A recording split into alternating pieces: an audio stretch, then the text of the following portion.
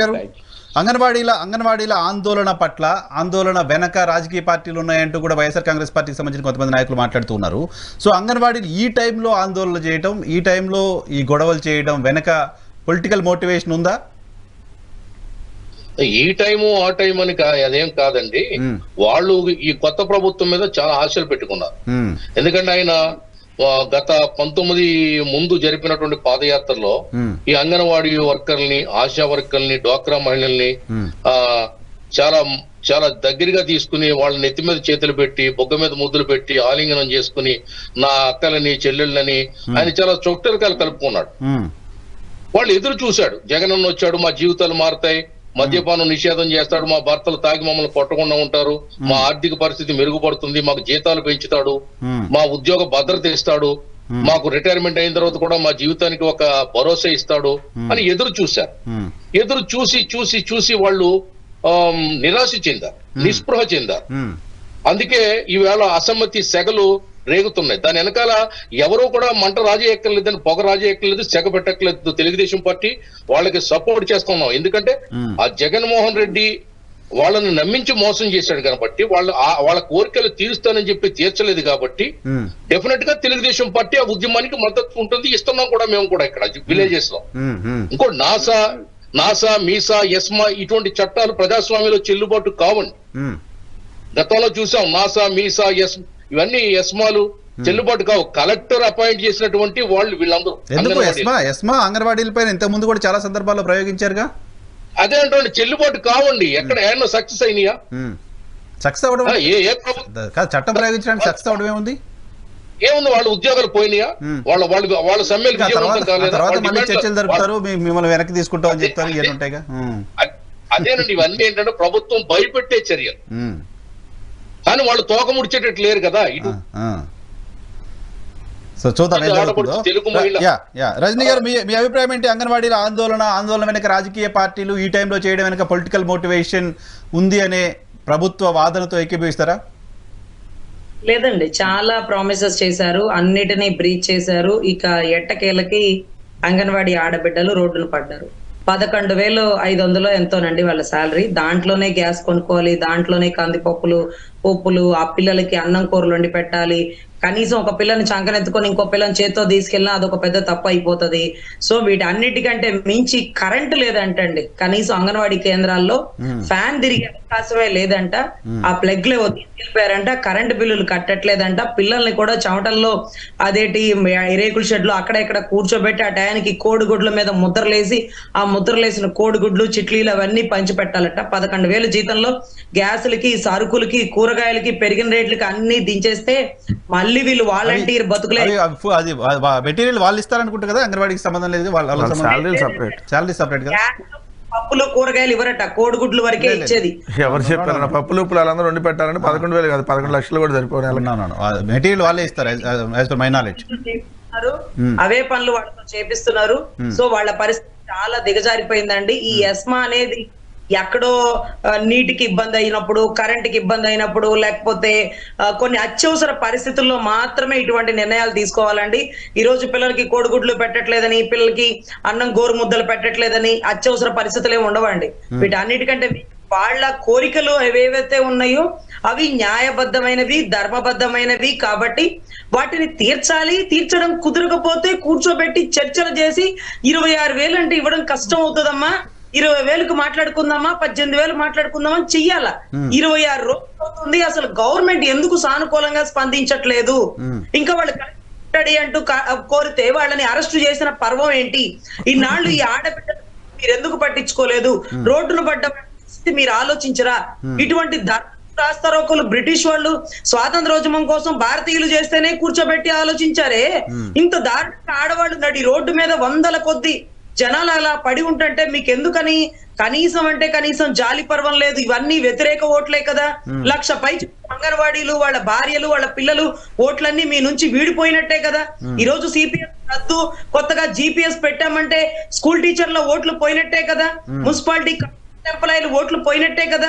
ఇన్ని వ్యతిరేక ఓట్లు మీ కళ్ళ ముందు కనపడితే ఇంకా కూడా వై నాట్ 175 అంటున్న వైఎస్ఆర్ గవర్నమెంట్ కుండే దమ్ము ధైర్యం ఏంటో నాకు తెలియట్లేదండి. ఈ అంగన్వాడీ క్రిస్టియాలిటీ ఓట్లు ఉన్నాయండి. మరి ఈ రోజు క్రిస్టియాలిటీ ఓట్లన్నీ మాకే అంటాడే. మరి ఈ రోజు నీ క్రిస్టియన్, నీ దేవుడు బిడ్డ నడి రోడ్డు మీద కూర్చొని ఒక ఆడబిడ్డ ఏడుస్తూ ఉంటే నీకు ఆ కన్నీళ్లు కనపడలేదా? సో ఖచ్చితంగా ప్రతి ఒక్కరు నిలదీస్తున్నారండి. ఓకే సార్, వెంకటరెడ్డి గారు చాలా ఆవేదన, చాలా బాధ. వాళ్ళ జనసేన ప్రతినిధిని చూస్తే నిజంగా నాకు బాధ అనిపిస్తుంది. 26,000 అడిగారు, 22,000 ఇవ్వకూడదా? కూర్చోబెట్టి 20,000 ఇవ్వకూడదా? అంతకుముందు 7,000 కదా. మీరు మద్దతు ఇచ్చిన ప్రభుత్వంలో, చంద్రబాబు నాయుడు గారి ప్రభుత్వంలో అంగన్వాడీలో ఉద్యోగాల శాలరీ ఎంత? 19 వరకు, 2019 వరకు ఎంత? 7,000 రూపాయలు. జగన్మోహన్ రెడ్డి గారు వచ్చినాక విత్ ఇన్ 2 months లో, ఆయన అధికారంలోకి వచ్చిన 2 months లో 4,500 పెంచారు. అప్పుడు తెలంగాణలో 10,500 ఉండేది, 11,500 చేశారు. తెలంగాణలో రెండోసారి గవర్నమెంట్ వచ్చింది. రెండోసారి గవర్నమెంట్ వచ్చినాక వాళ్ళు మళ్ళీ పెంచితే, తెలంగాణ కంటే 1000 మీరు పెంచుతా అన్నారు కాబట్టి ఇప్పుడున్న దానికి ఇంకా 1000 పెంచండి అంటే, అప్పుడున్న తెలంగాణ దానికంటే 1000 రూపాయలు పెంచుతామని జగన్మోహన్ రెడ్డి గారు చెప్పారు. సో ఆ రోజు 10,500 ఉంది తెలంగాణలో, 11,500 చేసాం. అంతకుముందు ఉందంతా 7,000 మీకు ఉన్నది, 11,500 చేసాం. అంగన్వాడీ భవనాలు అంతకుముందు ఎలా ఉండే, ఇప్పుడు ఎలా ఉన్నాయి? అద్దె భవనాలకు డబ్బులు కూడా ఉన్నటువంటి పరిస్థితుల్లో రోజు అక్కడ గొడవలు అయ్యాయి, ఖాళీ చేస్తారా లేదా అని చెప్పి. అటువంటి పరిస్థితుల నుంచి వాళ్ళు అడిగిన డిమాండ్లు ఏదైతున్నాయో ఆ డిమాండ్ లో 10 డిమాండ్లు ఏమైనా పెట్టారు. ఆల్మోస్ట్ 9 డిమాండ్లకి ప్రభుత్వం అంగీకరించింది. మెయిన్ జీతాలు పెంచాడు వాడు, 26,000 జీతాలు కావాలన్నారు. 26,000 కాదు కదా, 15-16,000 కూడా పెంచే పరిస్థితి ఇప్పుడు లేదు ప్రజెంట్.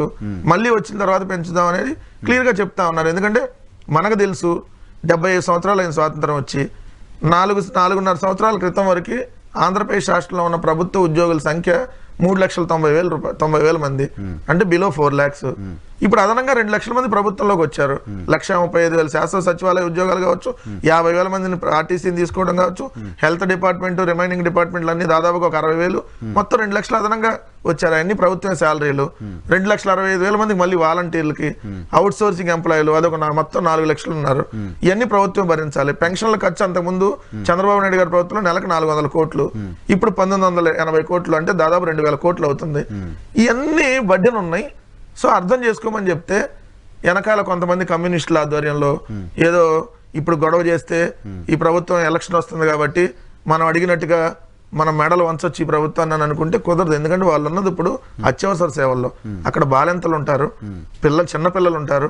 వాళ్ళందరిని వదిలేసి మేము రోడ్ల మీదకి వచ్చి ఇది చేస్తామని అంటే వాళ్ళ ప్రాణాలు కావా? 1,00,000 పైగా ఉంటే 1,00,000 కుటుంబాలు, ఇన్ని వ్యతిరేక ఓట్లు, ఇంకేదో మన సిపిఎస్.